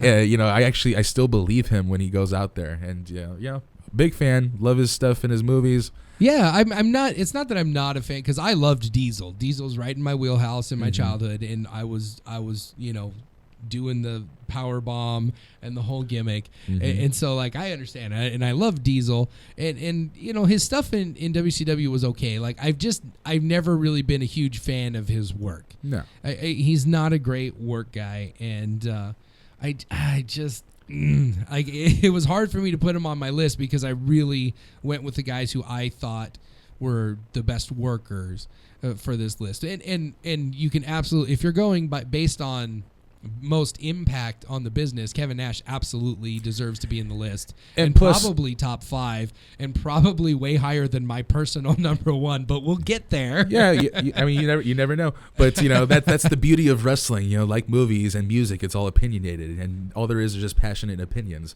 There's no right or wrong. But unless it's my opinion, then it's always right. So, but Kevin Nash, the word worker is it's a broad word. There's some guys, when they hear good worker, they just think of like wrestling, or their acting ability or something like that. But I look at the total package. Like if his promos, amazing. Like you put a mic in his hand, he doesn't bore you at all. Yeah. Whether he shoots or he's going full gimmick. He doesn't know his grammar, because look at the Adjective is still one of the most famous videos of his. Look at the Adjective. Play. That's not an adjective, buddy. Yeah, and that's my thing. Like I kind of really feel like, he was a big part of stuff, but he really was kind of just, to me, like an overrated guy. But he wasn't that great on the mic either. Like he didn't really talk all that great. He just looks freaking phenomenal, and he was passable in the ring. Like he was better than some of the big clunky guys that you get at that size. He was better than, I don't know, say Great Khali and those kind of guys. Like he could actually have a passable match. But he's the guy, like I look back and I watch his matches and I go, God, he wasn't really that good. Yeah, but he just had that star quality. Like he was like the answer to a lot of our prayers, as far as like the big guy that was articulate, that looked like a movie star. He was like a good looking 7 foot tall guy that can move. But yeah, that's just basically my stance on Kevin Nash. And that was my number 5. What's your number 5? Oh, I already did my number 5. That's right. You went first. I went first because you stepped on Earthquake for me. Sorry. So we'll go right into your number 4. My number 4. All right, number 4. Number 4 is the man they call Vader for me. Man they call Vader. Yes. All right, Vader. Yes. We're gonna have some over. This is where we're gonna overlap big time. The top of our list are gonna be very similar. Oh yes, for me, number 4, Vader. Just deceivingly agile. Another guy. Oh yeah, that can fantastic. Another big dude that can do a moonsault. His reputation for being for his striking is awesome, because like people would be legit scared to wrestle him. I'm gonna go ahead and stop you right there. We have a caller on the line. Ooh. So let's hopefully I can figure out how to do it. Caller, are you there? Hello. All right. See, we're having more technical difficulty because I'm not entirely sure how to do this. It's good times, though, guys. So, there's that. What number is it? There we go. Caller, are you there? Yes, I am here. Oh, and is this our faithful host, Jeff Maverick, on the line? This is your fearless leader. How are you guys doing? We're okay. Hello, Jeff Ward. Hello, Mr. Ronald. Are you calling in to shit all over our list and ruin our top 3? No, sir. I'm actually calling in to throw down my top 5 real quick. Oh, you want to chip in with yours? Okay, I guess we can allow that. He is the host of the show. Well, hell, man. Y'all are talking super heavyweights, and I love super heavyweights. Well, sir, let me stop you right there and let me ask you a question. Am I anywhere near that top 5? You are not near the top 5. Hang I up on would him have now. put you Hang up on at him now. number 11 had I ever seen you wrestle. Oh, what he meant to say was hang up on him. Hang up on him right now. All right. Hang up on him now. All right, our fearless host. Sorry you couldn't be here with us tonight. We are having a good time. Are you listening to the show? Oh, hell yeah, I'm listening to the show. I got to make sure you guys aren't fucking up too bad. Oh, now. But that's just I gotta say, Cole, not easy sitting in the big boy chair, is it? No, it's not too bad. But I haven't. I did forget to unmute myself tonight. So in your place, I did forget to unmute myself, but it was okay because it lasted 1 second. So, but I haven't. You know what, man? You guys have sounded really good tonight. I'm really happy with it. Really bummed out I can't be there, but I will be there for our final show of the year. Yeah, we gotta figure out what we're doing. That would be fantastic. If it's, Dude, I'm thinking maybe we'll throw down another top 10 nice. because I know how much you love the top 10s, and that'll be my Christmas present to you. Who doesn't love a top 10 list? Like, who doesn't? I really? don't know. What culture has made an entire revolution out of it, so we're good on that. But I'm thinking our top 10 favorite matches of all time. That would be a Wait, good never one. mind. Bret Hart versus Bret Hart versus Bret Hart versus Bret Hart versus. He knows me so well. You actually But would be surprised. I don't think I would. Knowing Cole, I'm surprised if I'm not surprised. Knowing Cole, we probably hadn't seen any of these either. Any of these matches. No, I guarantee you my top it's like, 3. It's like him versus the freaking Pegasus Kid from Calgary Stampede in 1989. Hey, I still have in Winnemucca, Manitoba, or some shit. I still have one of his best of Ultimos with him versus Pegasus Kid. Yeah. Yeah, see, we'll never mention him by the other name, but Pegasus Kid was great. So, Jeff, why don't you go ahead and give us your top 5? Your top 5. All right, and with the first 3-way overlap of the night, my number 5 is Rikishi. Nice. Yay. My number 4 with another overlap is Vader. All right. Always loved his matches. We matched. He is What's also that? my number 4. Oh, By the three way, number 4s. So we have a 3-way number 4, by the way. I think the general consensus is that Vader is the 4th best big man of all time. Yes. So on to your number was 3. A really good big man. Oh, My yeah, number he was. He was 3 great. My number 3 is Big Show. Nice. My number 2 would be the Dead Man, Undertaker, which I know I'm going to get a shitload of hell from you guys for. He is also number 2 on my list. So you're right there. Spoiler alert, I know, sir. spoiler alert. Go ahead. And your number 1 giant My super number heavyweight of all 1 time. favorite super heavyweight of all time is Crash Holly. Okay, now I am going to hang up on you. Hey, come on, man. If you're being billed as a super heavyweight, you can be put on the top 10 super heavyweight list. Well, in that case, back in the good old days, Ron was running the cruiserweight champion gimmick when he was round 500 pounds. So we can call him a cruiserweight. Absolutely. I was the cruiserweight killer. But Why bother? when it comes down to it, Crash Holly had, 1998 was the year of Crash Holly. Yeah, sure it was. Come on, man. The you just crashed our 24/7 list. rule. So, but guys, this sounded really good. Wait, so really you're sorry serious? I can't be in there. Huh? Wait, hold on. So you're serious? Yeah, my number 1's Crash Holly. So wait, I'm gonna venture a guess and say that you called just for that, just to tell us that your number 1 was did. Crash Holly. Just to piss me off. I did. Yeah, you purposely left Andre the Giant off your top 5 and put Crash Holly in there just to rib Cole. And you know what? And you know what, Jason? You know what, Jeff? I love it. I know you do. Out of everybody in the world that I thought would love my Crash Holly gimmick, would be you, Ron. I love it. No, Ron did pitch that he was going to come here and do a whole list like that just to irritate me. Jeff Hardy and So, whoa. Yeah, it's just you now. Weird beeping coming on. Oh, All I right, don't you say. guys, I got to get back to work. I'm about 3 minutes late on a patrol, so keep up the good work. And Cole, I will see you next week. Yes, sir. Everybody have a Merry Christmas. Merry Christmas to you, sir. I'll see you on the other side. All right. Bye. All right, that was Jeff Maverick, our normal host here in the host chair. Crash Holly. Yeah, that's stupid. Fuck Yeah, him. I'm gonna paint the picture for you right now.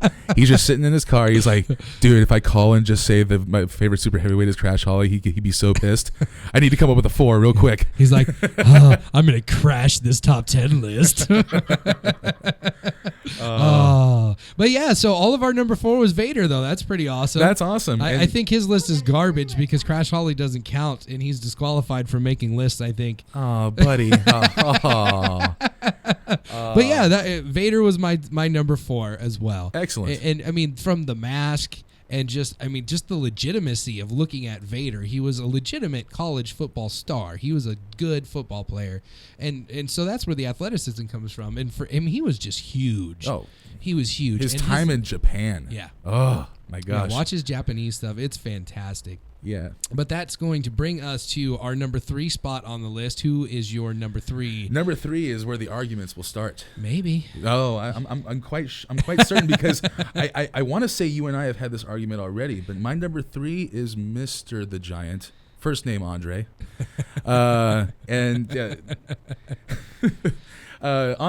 You know what can't you say about the dude? Like that dude was like in a lot of ways the first one of the first poster boys of Vince McMahon's wrestling, WWE.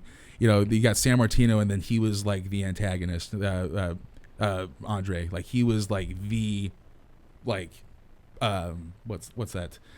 Like the invincible. Yeah, he's the eighth wonder of the world. Yeah. And he's so crazy to look at, and and has a reputation for being like one of the biggest sweethearts on the planet. Exactly. Biggest being the word. Well, yeah, because what does he have to fear? Who's gonna fuck with Andre the Giant? He's 7'4", 500 pounds. Exactly, and he had such presence that like he can just literally stand wherever, and money would just come in. Oh, like yeah. he does.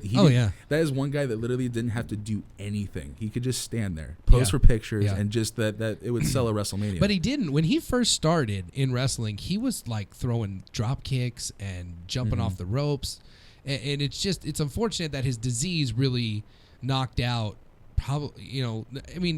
years off his life for sure. But I mean, his career was so short and really could have been a phenomenal long career. I mean, he got a lot of mileage out of it because towards the end, the last few years in WWE, he could barely walk. Yeah.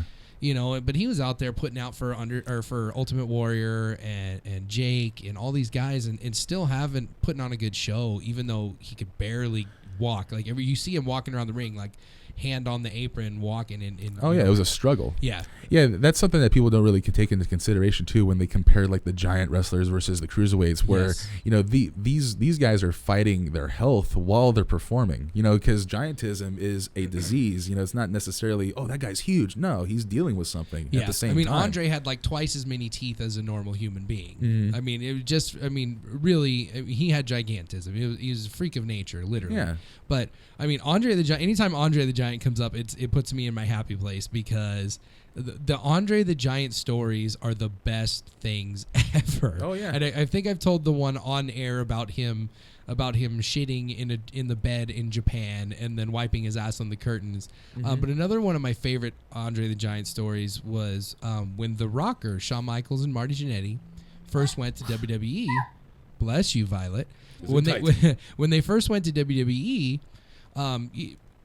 anyone who's been in the business knows that the handshake is a big deal, or at least it had been for many, many years. I think finally in the last 5 years, it's become whatever. Okay, we hug, we kiss. It doesn't matter. We don't have the secret handshake anymore. But way back in the day, when you walked into the locker room, you were supposed to go around, shake everybody's hand, say hi, and if they didn't know you, introduce yourselves. Well. So when Shawn and Marty came, they had kind of gotten a reputation as party boys and this and that. They had kind of earned a reputation, let's be honest. And so when they came to WWE, Andre would never shake their hands. They'd go up to Andre every night, and he'd just be like, and they'd go off. And after the third time in a row, Marty just gave up and was like, whatever, fuck it. And Sean every night kept going to shake Andre's hand, and he never shake his hand. And finally, after months, after they'd been there and kind of earned their spot a little bit, he finally got the balls to be like, Andre, why won't you shake her hand? He's like, I'm just fucking with you, boss. I like you guys. You're good. You're good. You've earned your spot. I'm just fucking with you. That's awesome. And like, notice how it took him 8 months to question that man. Exactly. That's the best part of that story, is that it was months of and still every day showing them respect and going up to shake Andre's hand. Mm-hmm. And Andre, as much as he likes to deny it nowadays. He got not Andre, but why am I blanking on the Freebirds? The guy, Michael Hayes. He tries to deny it. And now, if you ask him, since Andre's gone, he doesn't want to badmouth anybody. But they showed up and got signed to WWE, and they were supposed to start a big thing, and they missed like their second show. And Andre went into Vince and said, if you don't fire them, I quit. Oh. And so they got fired. Wow. So Andre, if you don't think Andre had stroke back in the day, you're wrong. Oh, no. But that's going to bring me to my number 3 on my list. And you were expecting argument. My number 3 is Andre the freaking Giant. Oh, my gosh. So we're absolutely in the same boat on Andre the Giant. I love Andre. Wow. Especially watching his older work and his Japanese work. Okay. He's great. I seriously was expecting an argument. Well, you think I was going to leave him off my list completely? No, I thought he was I was going to murder you and say he's the best ever. Yeah. Yes, because a number of my arguments regarding the two that come into question. Yeah. I always catch shit for. But it sounds like you're going in my direction, which is cool. Yeah, Andre's there. Andre's there at number 3. He's so my number 3. So you're number 2. So my number 2 is Mr. Show. First Mr. name Big. Show. Now, see, this is where we're going to have the argument, but go ahead. Okay. Okay, Mr. Big Show, and this is personal preference. I get that. You don't have to defend yourself. It's fine. I'm just for the two that are listening right now too. Hey, we are just so we're global. We are global, but our listening audience has tripled since we started the show. We started with about 70 people, and we're upwards of 250 now. So it's good. Thank you guys for listening. We really appreciate it. Thank you so much. Letting us inside your earballs. So thank you for putting us Big Show is your guy? Yeah, Big Show's my guy, and I'll tell you why. And this is, again, personal preference. Andre is a childhood hero. Yes. But I felt Big Show was everything Andre was, plus the stardom, plus delivering his own stardom, if that makes sense. Because Andre is he wasn't just a retread. Yeah, Andre, he did a lot, he contributed a lot, but I think Vince can just put him somewhere, you stand there, you do this, and just be Andre. And yes, it'll get over because that's Andre. He does whatever needs to be done. But Big Show, he still relies on the delivery of a promo, his articulation, his reinvention skills. He became way more than just the Giant, and I thought that is a step over Andre just a little bit, just because a man fighting giantism, also being comfortable stepping out of the box. Well, he was fighting, but see, he caught his gigantism early enough that he was able to get treatment, and so he's not. Yeah, he can live with that anymore, so he's good, and hopefully he's going to live a long life and prosperous and all that good stuff. And I don't know if you saw his return, but he lost the weight again. Good. Yeah. Good. I mean, he needed to. It's tough. It's so hard. I mean, you and I can both attest to this. It's so hard to wrestle when you're 60, 70, 80 pounds overweight. It's so much easier. I mean, even right now, I'm, technically 80 pounds overweight based on what they say. But my what's a comfortable weight for me is somewhere around 250, 60 pounds. And so this last time we wrestled, I was at 260, and it was great. And I could move, I could do everything I wanted to do, and it was fantastic. But when I was 330...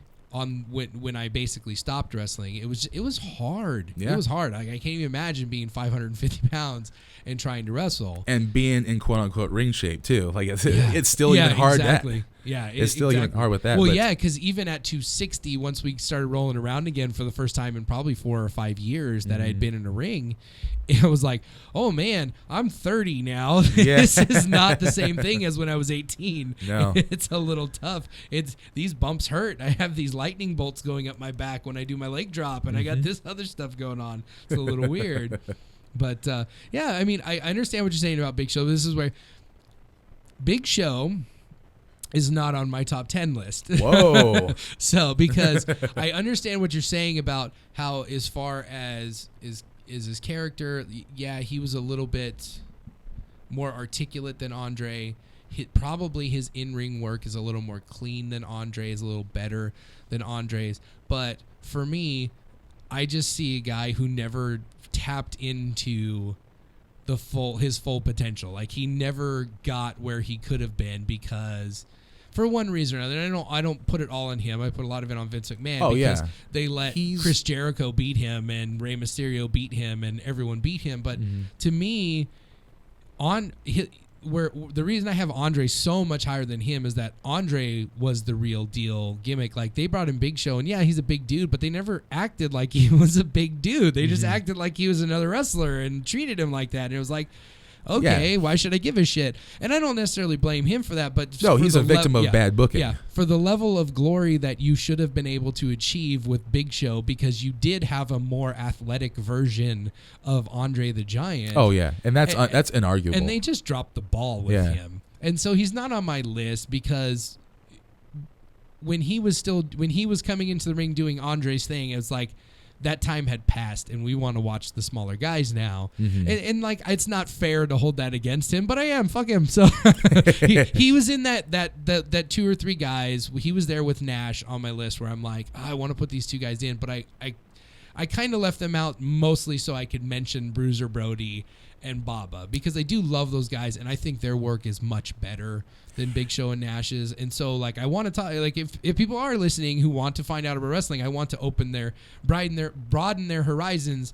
But I mean, for me personally, I'd rather watch Abdullah the Butcher than Big Show. Yeah, and that's just me. And I'm glad you are picking all these guys, because if our lists were identical, then this would be boring. Yeah, it would be super boring. It'd just be 2 wrestling fans jerking each other off. But yeah, that's just me. I feel like Big Show's always just been a massive underachiever. Yeah. And that's just where I am with Big Show, and that's why he's not on my list. But my number 2, see, this is where we're definitely going to have some argument, because I'm quite positive this is number 1 on your list. But my number 2 is The Undertaker. Now, if we're just talking about the greatest big man of all time, it's obviously The Undertaker. He's head and shoulders above everybody. He passed Andre a long time ago, and nobody, I don't think, will ever have a 7-foot guy achieve anywhere close to what Undertaker's achieved. The only reason he's number 2 on my list is because there's just another guy I like better. Personal preference that I just like his work better. Very intrigued. I am very intrigued. And so Undertaker is,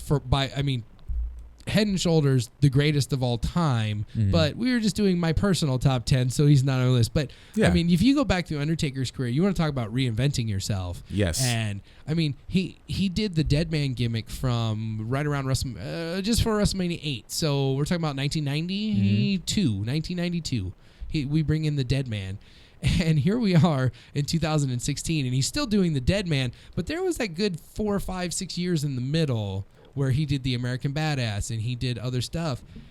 And we, Jeff and I talked about this a couple weeks ago, that I'm so glad he did do that. Oh, yeah. Because I don't think his place in the business would be the same had he not, because when he got to do the American Badass gimmick, he got to say, hey, I'm a wrestler, guys. Like, I'm a wrestler. I'm not just a gimmick. No. I'm not a cider. I can really fucking wrestle. And now I can cut a promo. Yeah, I can talk, too. That's it. He's a great promo guy as well. And so it's probably just me, wanting to pick my guy as number 1. But I mean, you can't argue Undertaker as top of anyone's list, and maybe of any list, just wrestling greats of all time. If you have Undertaker at the top of your list, I can't make a good argument to say that he doesn't deserve to be there. Yeah. And I'm glad that you said that, because this is all preference, exactly. Yes. So yeah, my number one is in fact The Undertaker, and it's and I can go with all the reasons, but we'll just go with the main ones. I mean, you got a streak that'll never be duplicated. Oh, agreed. It'll never happen again. No one will ever have anything close to that ever. The fact that he, like you said, was the Dead Man. Yeah. And then switched gimmicks to the American Badass, but also went back to the previous gimmick and still was just as over as it ever was. But the best part about about the second time around was he got to include a little bit better promos. Yes. He's still doing the dead man gimmick in his promos for the most part, but he got to include the wrestling. Yeah. We got to say he's a real wrestler now. Yeah, all those classic Kurt Angle matches we got to keep those. God, yes. We got to keep those with the gimmick we loved. So Yeah. it's like we got the best of both And we got worlds to from have him. him with Sean, who's even better than Kurt Angle. So Oh, absolutely. Yeah, and Sean's return too. So we got all the stuff that we missed.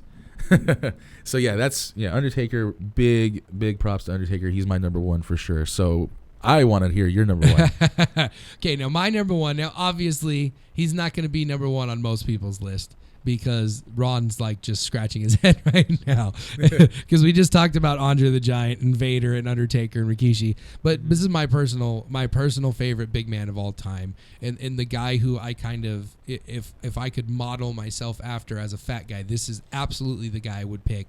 And it's not just for his work in WWE.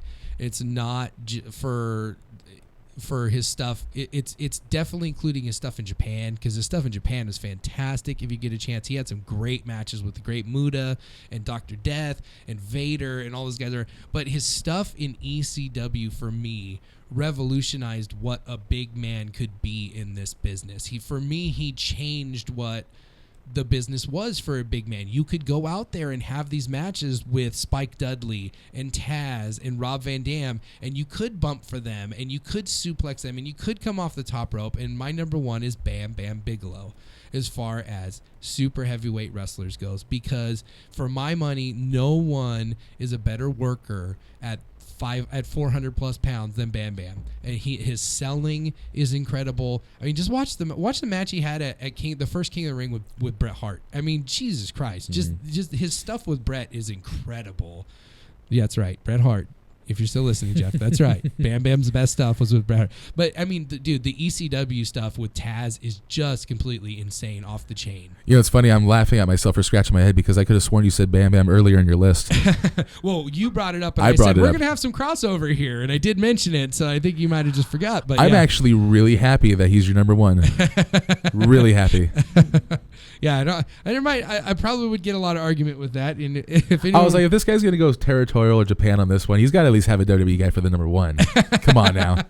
Well, I mean, you have to. If anytime we're talking about wrestling, at least since we're in America, for the most part, every list is going to go WWE's way. There's a few guys, like if I'm talking about my all-time favorites, Too Cold Scorpio is going to get up there, and he never really had a WWE run. Great Muta never had a WWE run, and he's like in my top 5 period of guys that I love.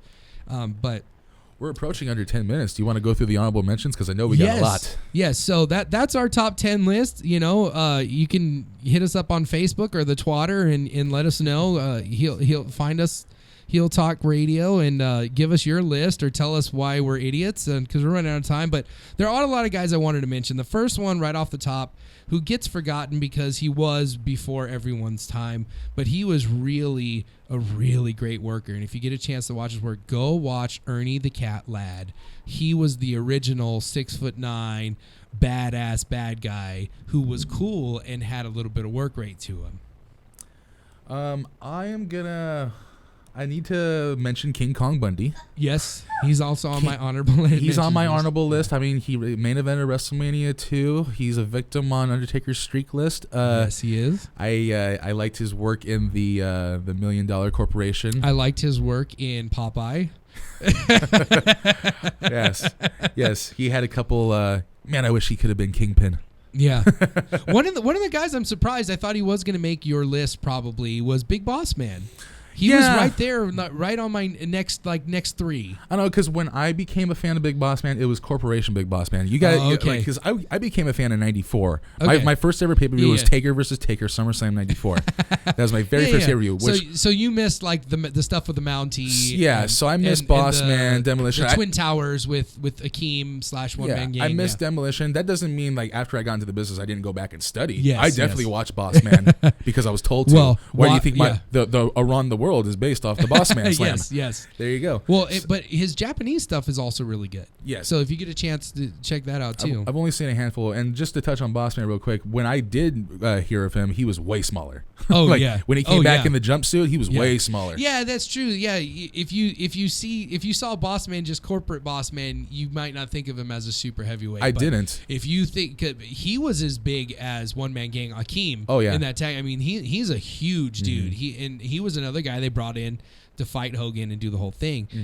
But that's another guy. One Man Gang was fantastic. He's a great worker. One of my favorite matches with him was he was in the WrestleMania 4 World Title Tournament with Randy Savage. They had a fun match. It's not great by any stretch. That whole tournament's kind of crappy, but yeah, it was a fun match out of that.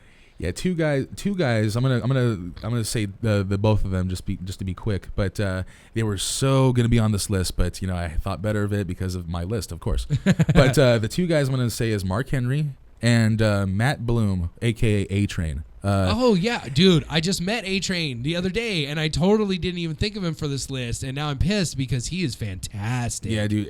A-Train in the A-Train days was just some of the best thing I've ever seen from a heavyweight. Oh, for sure. He's right up there with Bam Bam as far as work rate in the ring for a big. I mean, that goes a long way. He's training the boys now. Yeah, so. yeah, and he's a good dude, so that's helpful. Yeah, I'm glad you. One of the guys you mentioned, Gorilla Monsoon, that was great. Sid was on my list because he's more of the monster big guy, and he was right there on the fringe because I didn't know if he was going to get on there, but. Really kind of a crappy worker. Oh yeah, absolutely. And everything about him I chalk up to just my youth, because when I was a kid and he was feuding with Shawn Michaels, how dare he beat up Shawn Michaels? Yes. So if I'm going based off that, once I got smartened up and I started wrestling, I stopped watching him so much. But promos, bro. Oh yeah. I mean, at least they're fun. They are fun. I have half the brain that you do. Just a couple other guys on my list. Viscera / King Mabel. He was on my list and that was right in my wheelhouse. He had a nice title run. He won the King of the Ring. He had a good run, and he was another guy who was really agile and pretty good for his size. And then the Samoans, like the Wild Samoans, Afa and Sika, and Umaga were kind of there. But anyone in that group, and that's. Yokozuna and Rikishi are also in that group. All of those guys are built the same way. They're all big heavyweights. But they're all so agile and athletic and fantastic to watch and entertaining on top of everything. So that's fantastic. My little equality portion of our little discussion, because I know this is top big men, but I couldn't feel right without mentioning this person's name.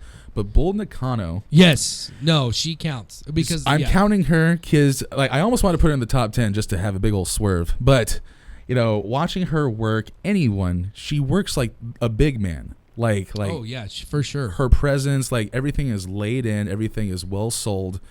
If you don't know this person, go watch her wrestle. It's like she wrestles better than most big men. Oh, for sure.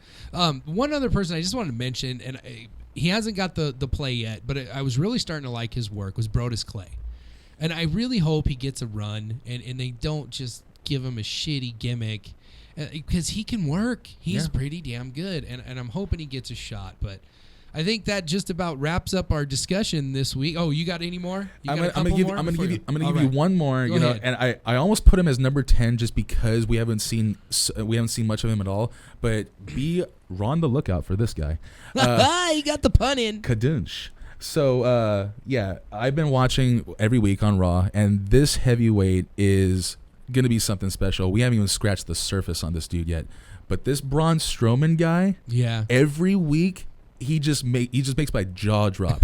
I never seen a guy move this fast for that size. That's funny because my initial impressions of him is that he's awful. Me too. So me too. When he first came in, I'm glad I wasn't missing the ball on that. Yeah, no. When he first came in, I was like, oh great, another one. But no. The shit he's been doing with Sami Zayn, he cuts a good promo. He's believable. He's scary, and what they have Mick Foley doing with him now is putting him over so hard. Well, I mean, the guys that were there before, was it Rowan and not being Harper. and Harper. Those Yeah. guys are good too. They're really good for Harper's giant good. guys. Harper's good. I like Eric Rowan. You do? Yeah, Okay. I do. Anybody that's doing dives at that size, That's I'm all- Harper. well, I've seen them both do it. So, Did he? Yeah. Okay. But I like Rowan. He's not. I mean, neither of them are really great. 'Cause I think they but can. Harper is definitely the better. of Harper's the the two. Harper's the indie guy. That's Yeah, why. But they're both pretty decent and better than maybe they should be. So I think that just about wraps up our conversation for this week. and Ron Kilburn, of course. And for my buddy, right before we go, Violet, really quickly, you wanted to say something. Go ahead now. Go. Exactly, yes. Merry Christmas to all who is listening, including Jeff. My dad and Ron are awesome, and so is Jeff. Oh, thank you. And you're an awesome kid, Violet. So for Cole Dawson, Jeff Maverick listening, thanks for the call in. And my co-host this week, Ron Kilborn, thanks for listening. Join us next week. And we'll talk apparently about our favorite wrestling matches of all time. Another top 10 list because we know you love them. Thank you for listening to Heel Talk Radio on chaoticradio.com. Thanks for having me.